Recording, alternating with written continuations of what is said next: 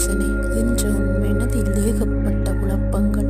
நான் எடுத்து வைக்கும் வழி சரியானதா பிழைதானா என்று யோசிக்கின்றாய்.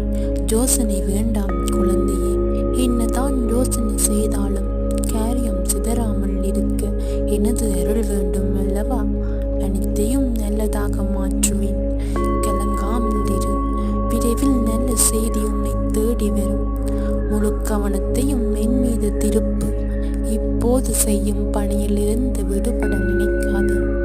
உன்னை நீ நினைத்து பார்க்காத அளவுக்கு வாழ்க்கையில் உயர்த்தப் போகிறேன்.